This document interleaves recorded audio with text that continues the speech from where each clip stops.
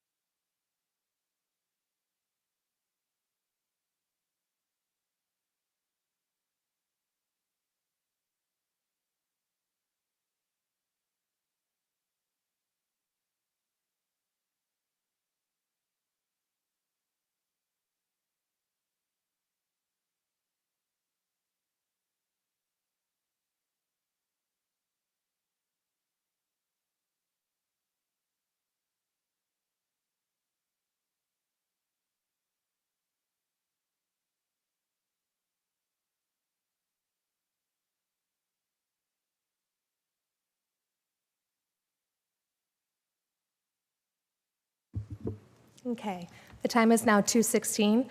Our next committee meeting of the day is the Public Safety Committee. Those committee members are McKittrick, Kamer, Lombardo, Hanna, and Davis. All committee members are present. Whenever you're ready, Mr. Chair.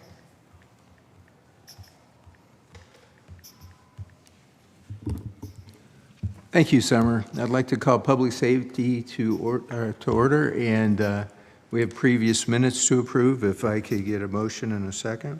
Motion to approve? Second. All in favor? Aye. Aye. Any opposed? We have one new piece to come before us today. We see Summer, Council if you- Chambers. Pardon me? I can't see Council Chambers. Oh, you see, he cannot see the change. Okay, we might be having some technical difficulties. We'll work on it.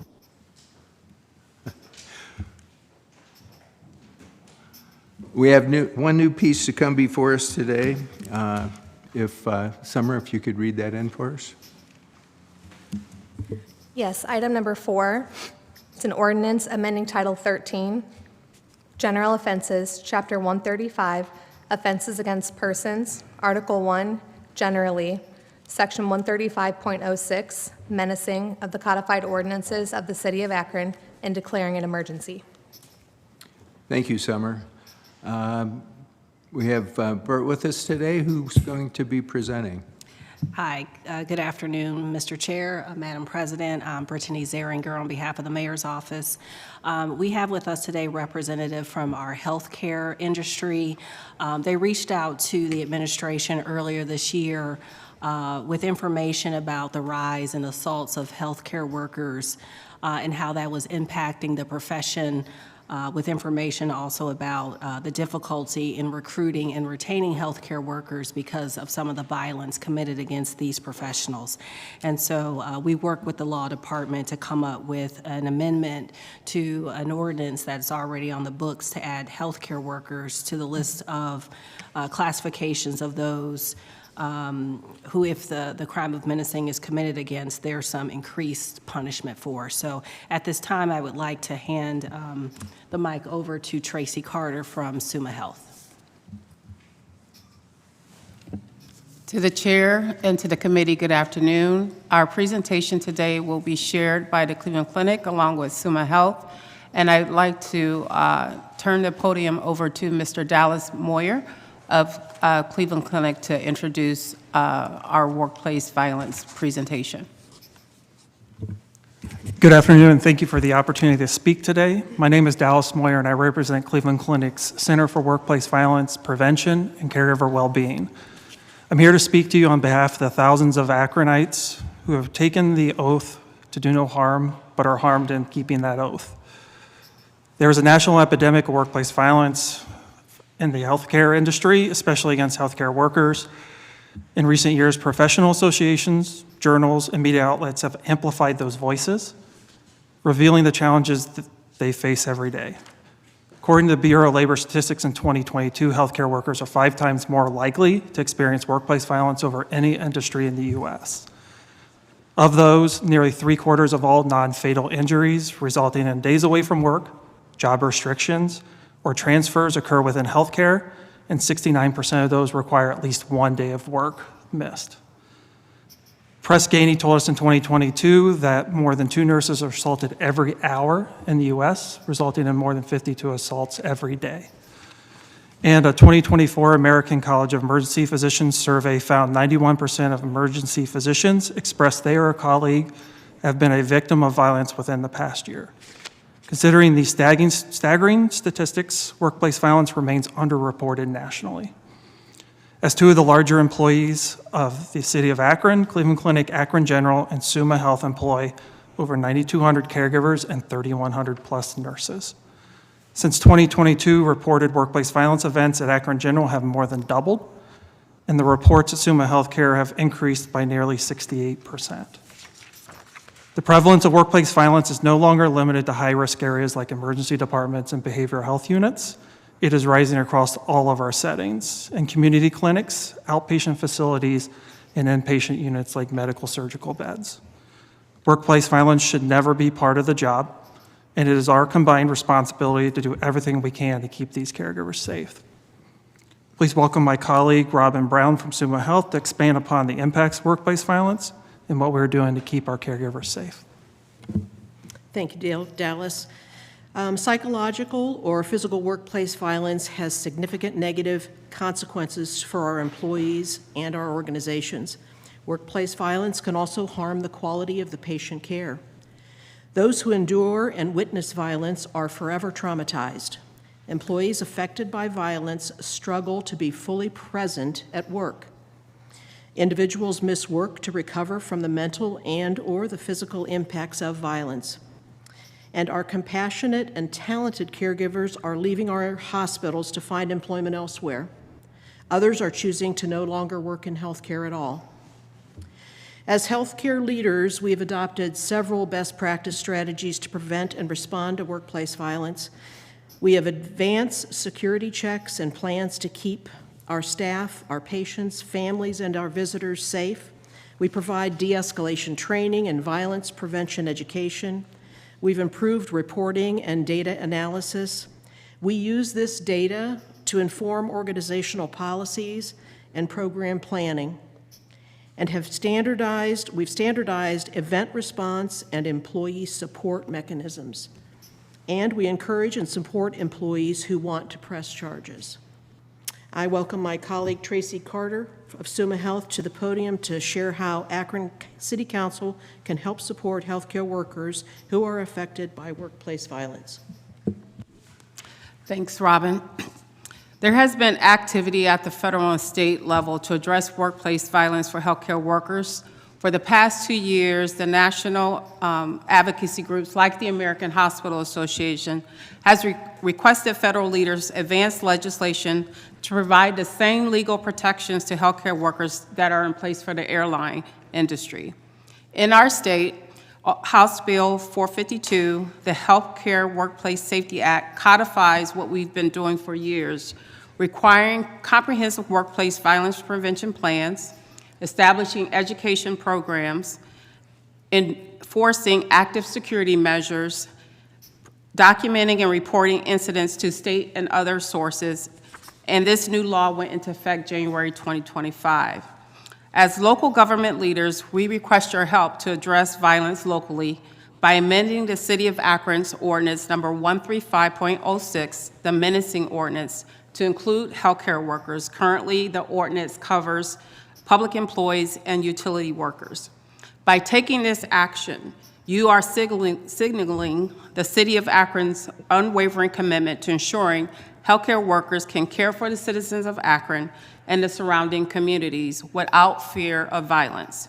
Your action also serves as a model for other local government leaders to follow, ensuring every individual who answers the call to healthcare and takes an oath to do no harm is provided with a safer environment for the delivery of care. And before we accept any questions of the committee, I think it would be helpful for you all to hear from one of our employees who has endured violence, just so you could put a name, a face to the violence that we referenced across our presentations today. So, Mr. Chair, if I can invite one of our colleagues to the podium to share her testimony. Absolutely. Okay, at this time, I'd like to invite Alyssa LeBaron, who is a nurse, to come to the podium and provide you with her testimony. And I appreciate your time and attention. Is this okay? Hi, my name is Alyssa. I'm a nurse at Akron Summa. I work actually in all of their emergency departments, and I also worked at Akron General's emergency department for 2 years. So I have just a few stories to share with you about times that patients have assaulted me personally. I also spoke with my colleagues about this before coming here, and every nurse that I work with that I spoke to had a story that they could have come and shared today. Like, it was eye-opening. But this was about 3 years ago. I had a homeless patient. She came in. It was January. Her chief complaint was leg numbness. She came to us in a mini skirt and tights with like a tank top and a jacket on. A doctor, one of our attendings in the ER, had evaluated her. They said she was safe to be discharged. But my charge nurse and I was working in triage area. So my charge nurse and I, we tried to get her into any homeless shelter that could take her because it was January and we didn't have any additional clothing for her. We didn't have any additional resources. So we tried to get her into a homeless shelter. We were unable to do so because it was about 10 p.m. at night. Usually by that time, they're not taking any new people. So what we told her was we gave her some food. We told her we'd give her some blankets and some pillows, and she could sleep in our lobby until social work came in the next morning. She did not want to do that. She left. Security found her trying to break into the hospital. Once you have a wristband, you can get in at night. You can't get in without that. So they found her trying to break into another part. She still had our wristband on, so they brought her back to us.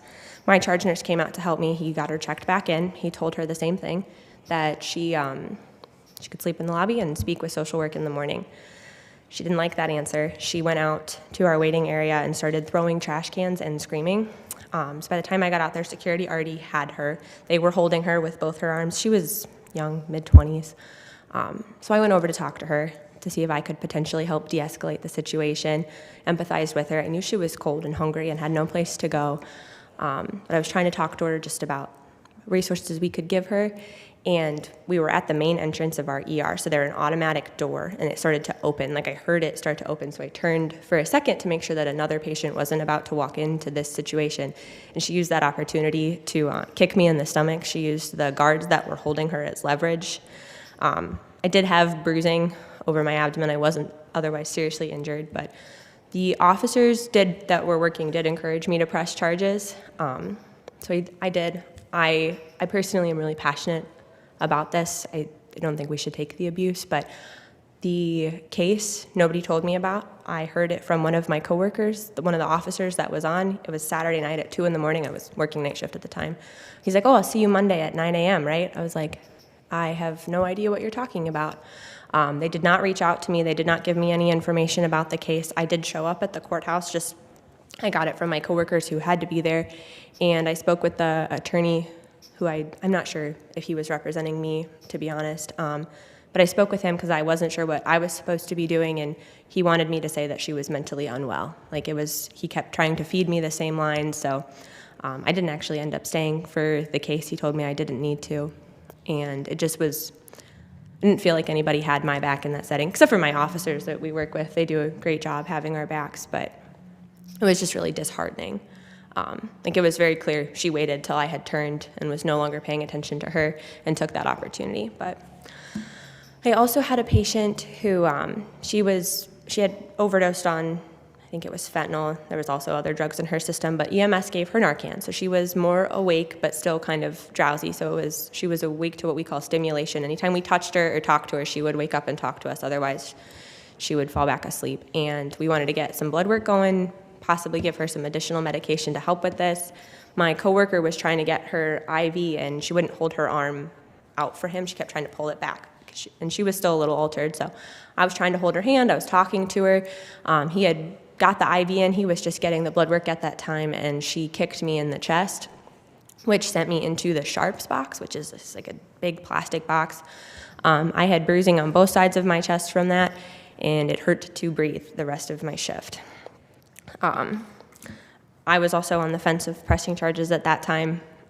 Ultimately, the reason that I did is I ended up talking to my coworkers and work at SUMA. They encouraged me to, but they're like, if you were at a bar and someone was under the influence of drugs, alcohol, anything, and they assaulted you, would you press charges? And I was like, probably. So I had a doctor who was wearing a stethoscope, typically. Not atypical for a doctor. He went to deliver information to a patient. Patient did not like the information that he told him, and he grabbed his stethoscope and started to strangle that doctor with it. We were able to get the patient off of him before any serious harm was done to that physician, but he didn't want to press charges because the general impression on our end of things is that nothing really happens for us when we do that. So he didn't want to take the time to follow up the action. But thank you. Thank you, Alyssa. So again, to the chair and to the committee, we just wanted to put a name, a face to some of the stories. And as Dallas and Robin said, the violence is increasing. Nurses tend to bear a lot of the violence throughout the health system. And again, we are here today to request an amendment to an ordinance you have in place to also include and protect healthcare workers. And so with that concludes our presentation, and we'll accept questions from the committee. Okay. Thank you very much. I appreciate you taking time to come in and talk to us as well. I'm going to go and see if any committee members have any questions. Councilman Lombardo? Thank you, Mr. Chair. Thank you, Alyssa. I thank you for all you do, and any other healthcare workers. Definitely have nieces and nephews in the field too, and that's amazing. I mean, to approve this piece of legislation is the easiest thing to do, but I was just wondering if there's anything more that the help that you could get. I don't know, but we'll have to just discuss that, I guess, at another time. But just appreciate what you do, and thanks for coming down. I definitely support this piece of legislation. Thank you. Thank you, Councilman. Councilwoman Davis? Thank you, Mr. Chair. I want to thank you guys for coming down, and thank you for all that you do. We're just living in a crazy world right now, and it's really sad. So whatever we can do to support you, I stand for that. I was looking at a mandatory jail sentence of at least 3 days. Maybe that's something that can be discussed, because I think that's just a personal opinion. 3 days is nothing. That's just my opinion. So maybe that's something as a committee that we can discuss to see if that could be, increased. But again, thank you for everything that you do. You guys put up with a lot every day that the public is generally not aware of. And your workers put their lives on the line every day, and we do appreciate that. And whatever we can do to help, we'll do that. Thank you. Thank you, Councilwoman. I see Councilman Kamer online there. Thank you, Mr. Chair. I appreciate the opportunity, and thank you for the presentation, especially the younger lady that testified at the podium. I'm definitely in full support of this. And the only question I have is I just want to make sure I'm educated myself, and I don't know if the law department wants to answer this or if you folks can. I'm reading the definition of healthcare worker. I just want to make sure. I kind of want a broad scope of, I understand the hospitals, but does this cover, like, is it dentist offices or home health care, something like that? I was just wondering if somebody could help, give me more information in regards to that. But I'm totally on board, totally in support. I just kind of want more information in regards to that, if that makes any sense. Mr. Angeloni? Thank you. Councilman, I think I can answer that question. The definition that we've created here is intended to be very broad. So we would think that it would encompass all of those situations. So that would be the intent. And I would add that this is an M1, so this is really a misdemeanor 1, level 1, so that's the highest degree of severity that we can impose in terms of sort of the city's penal statute. So that is why it's an M1.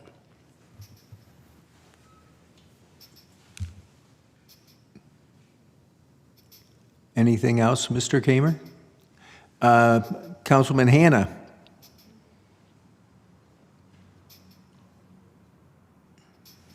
Good afternoon, Mr. Chair.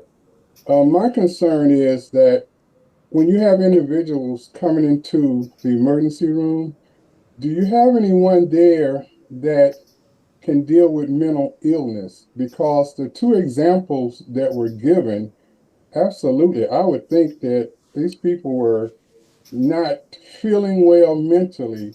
So do you have anybody or any professional in the emergency room, not at all times, but someone on staff that could assess whether these individuals needed more assistance as far as their mental illness? Thank you for the question. I think I can speak to that. So representing SUMA, we have an entire behavioral health unit in our emergency department. So people are well-versed in the behavioral health population. And I do want to add some things that I learned from our professionals in behavioral health is that in spite of the behavioral health diagnosis, not all people with behavioral health conditions are not responsible for their behavior, and that they can make choices just like those of us that don't have a behavioral health diagnosis. So while we have tremendous resources in our emergency department and throughout our health systems, I'm sure the same for Cleveland Clinic, I think we need to understand that the diagnosis of a behavioral health concern does not necessarily mean a person isn't able to be responsible for their behaviors. Does that answer your question, sir? Yes, thank you. And thank you. Thanks, Councilman. Do we have any other council members online or in chambers with any questions? I have one. Councilwoman Davis. Just curious, here you have 91% of ER physicians were impacted in the past year. What type of scenarios were those? Did anyone address that? So the way the research is any type of violence, mostly physical. So the I forget the name of it, apologize. The American College of Emergency Physicians, what they did is they surveyed physicians across the United States. The survey encompassed, I think, over 3,000 individuals. And the violence was any type of physical violence within the last year. So this survey was completed in 2024. They were looking at year-end 2023. So 9 out of 10 had had at least one physical interaction with a patient within the last year. And that's out of a little over 3,000 individuals. Thank you. Thank you, Councilwoman. Any other council members, committee members? Okay. This seems like this is a no-brainer and should have been done a long time ago. I think the last change that was in this was when we included the utility workers because they're out doing their work and they've been attacked quite a bit over the years. So this is something that needs to be addressed quickly.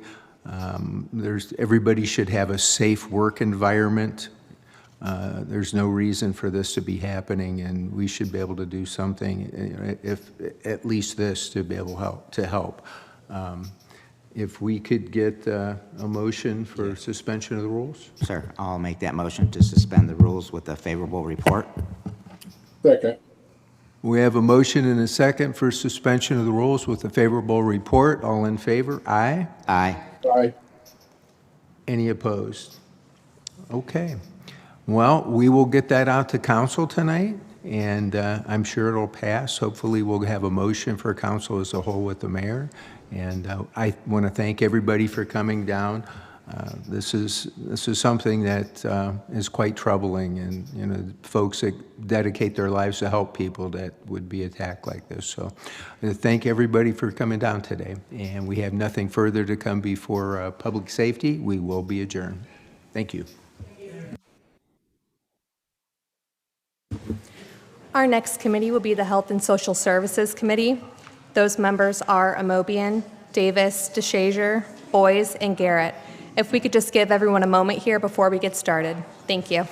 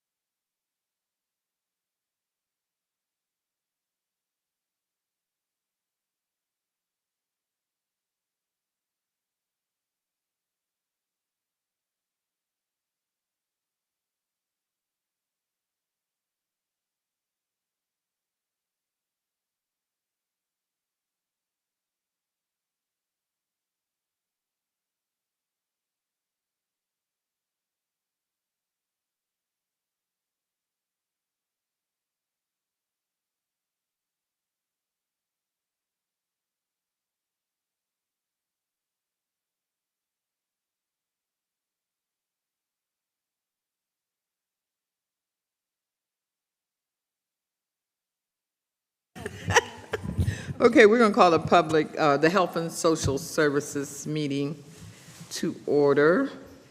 I think we have to, and bear with me because this is the first time I've had the pleasure to lead. So we want to approve the minutes from the last meeting. So moved, Madam Chairman. Second. Second. Thank you. So we have one item before us today. It's a resolution approving and confirming the appointments of Mary D. Councilwoman, I'm sorry, I'll jump in real quick. Could you take the vote real quick and just have everybody take a roll call? Just to take the vote? Sorry. No, you're all good. You got a motion in your second, but you got to take the vote. Okay.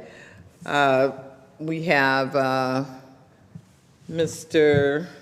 If you like, Summer can do the roll call for you. Yeah, Summer, would you do that? Of course. Amobian? Davis? Aye. DeShazier? Aye. Boys? Aye. Garrett? Aye. Thank you. Okay, so I'll go ahead and read the resolution in. Resolution approving and confirming the appointments of Mary D. and Abigail Morgan to the City of Akron Commission on Aging and declaring an emergency. Mr.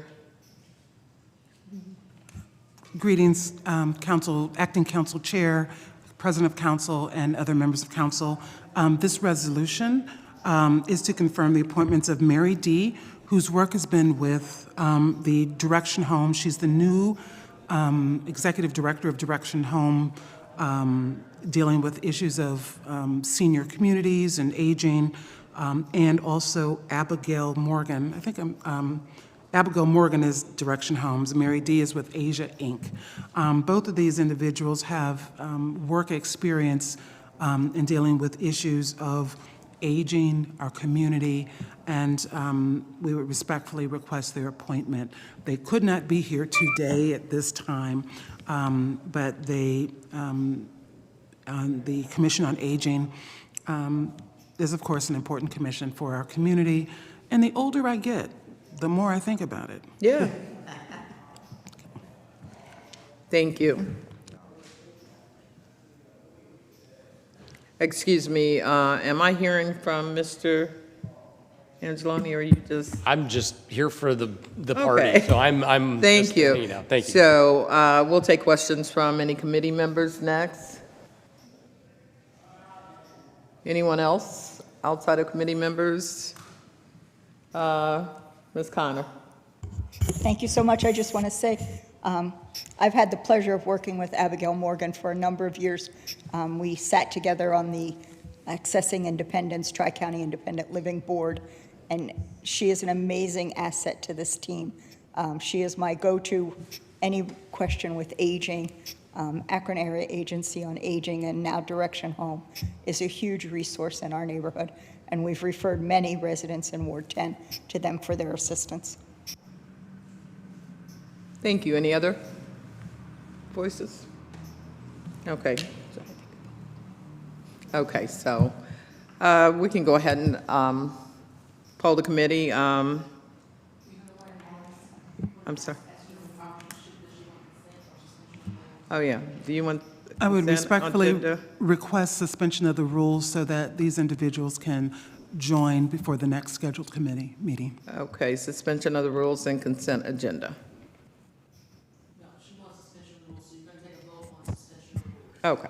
I'll make a motion to suspend the rules with a favorable report. Thank you.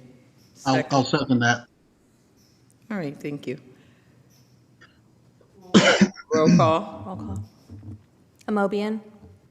Davis? Aye. DeShazier? Aye. Boys? Aye. And Garrett? Aye. Okay, that is 4-0. Thank you. There's no further business. If there's no further business before us, committee adjourned. I got that part good.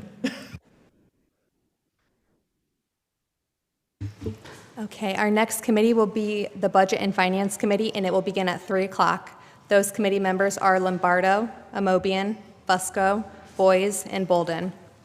Again, that is the Budget and Finance Committee, and that will begin at 3 o'clock. Thank you.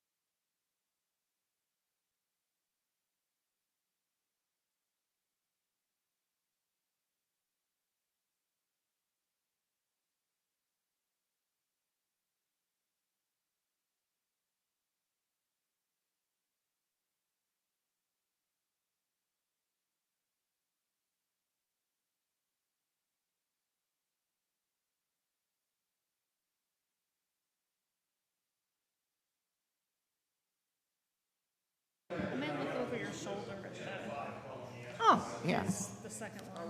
Oh, okay.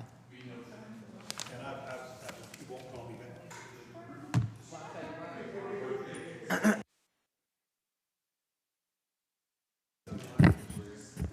can't unlock my own, and I'm blocked from using the Wi-Fi.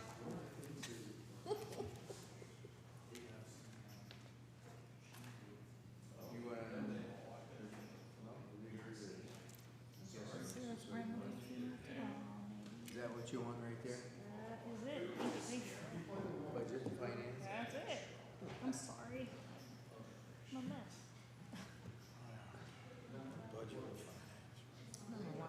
Did you eat yet? No, that's end of the month. I know that. It is now 3 o'clock, and the next committee meeting of the day. The next committee meeting of the day is Budget and Finance. Those committee members are Lombardo, Amobian, Fusco, Boyes, and Bolden. All committee members are present except for Amobian and Fusco. Mr. Chair, whenever you're ready. Thank you, Clerk Summer Owen. I'd like to call the Budget and Finance Committee meeting to order. With that, can we have an approval of last time's meeting minutes? So moved. Second. Motion and a second. All in favor? Aye. Aye. Any opposed? Very good. All right, we have two pieces coming before us today, and the first is an ordinance authorizing the mayor or his designee to enter into a contract or contracts after publicly advertising for bids for vital upgrades to the city's firewall infrastructure over a 5-year period and declaring emergency.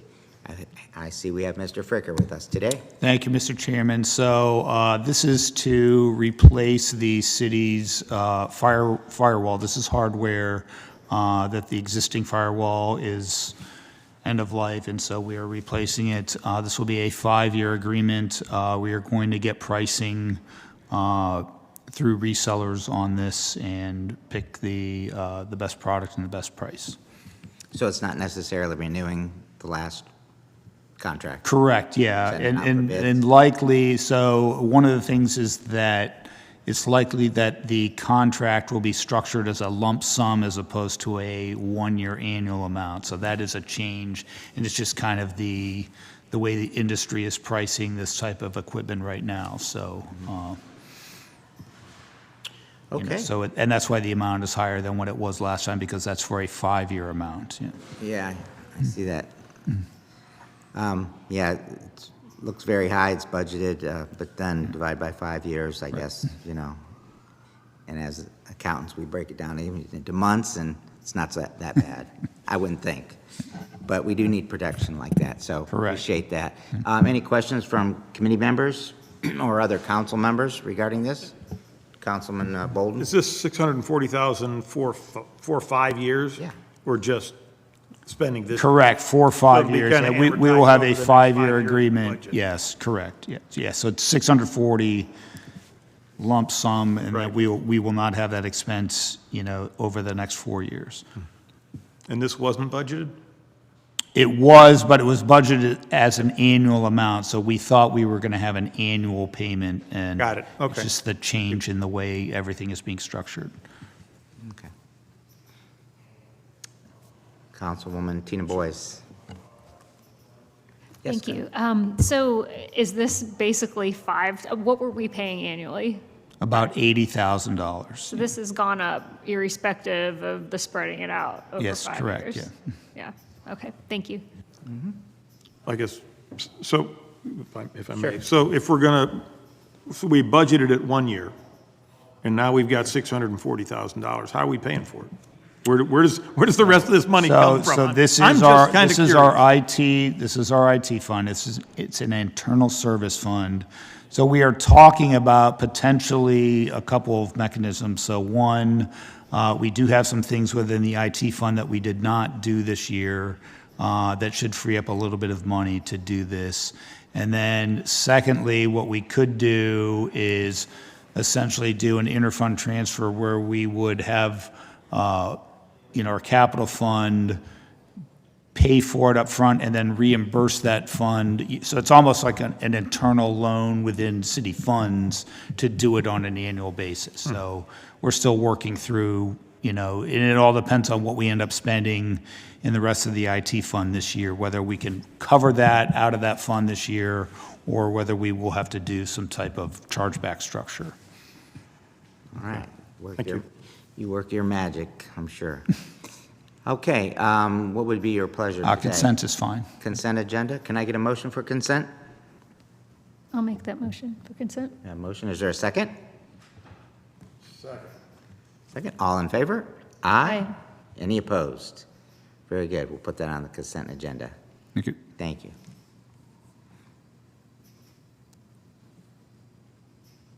Next item this afternoon is an ordinance authorizing the mayor or his designee to enter into a contract or contracts with Beyond 20 for implementation of and support for new features to the city's ServiceNow information technology ticketing system and declaring an emergency. Mr. Fricker. So this is both the annual support and some consulting for implementing additional functionality on the city's ServiceNow ticketing system. So this is the help desk ticketing system that when someone has computer problems or networking problems, we have a ticketing system that logs those complaints and they get worked by the staff of our IT department. Very good. Very good. And it's 1 year here for 127? That is correct. Yeah. Okay. Does this come up every year? This comes up every, correct, yes. Okay. Any questions from any committee members or other council members? All right, and your pleasure today? Consent is fine. Consent? Okay. Can I get a motion for consent? I'll make a motion for consent. Second. Motion and a second. All in favor? Aye. Any opposed? Very good. We'll put this on the consent agenda. Thank you. And thank you for your efforts, Darren, over there. Thank you for all you do for the IT department. And with that, our committee is adjourned.